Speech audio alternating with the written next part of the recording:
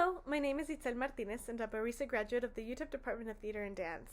And today I want to talk to you about Los Empeños de una Casa by Sor Juana Inez de la Cruz.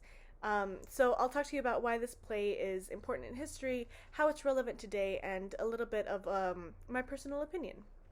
So why is it important in history? Well, let's talk about Sor Juana Inez de la Cruz.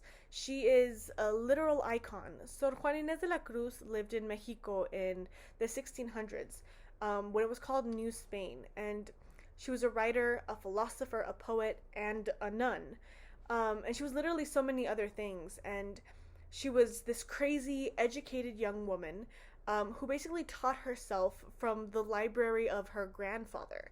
And she wrote about feminism and women in religion and education rights back in the 1600s, where women didn't have a lot of liberties, a lot of freedoms.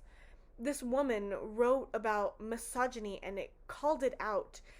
She was ahead of her time when she wrote Los Empeños de una Casa, because she was literally calling out how marriage and society affect a woman's life. So this play brought to life a lot of the injustices women were forced to deal with in the 1600s.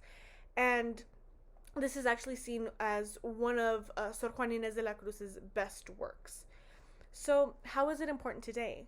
Well, this play is important today because it talks about a strong and empowered woman, and it makes observations of how women are perceived under a patriarchal society, which is still an important topic today. This play kind of allows this continuation of a conversation Sor Juana Inez de la Cruz started back in the 1600s. And again, it's still relevant today. So, what are my personal thoughts? Well, Sor Juana Inez is a feminist icon, and I think all of her work is great. I personally love all of her poetry, and I recommend you read it. I recommend you look into her because she is amazing. And I really hope you enjoyed reading Los Empeños de una Casa.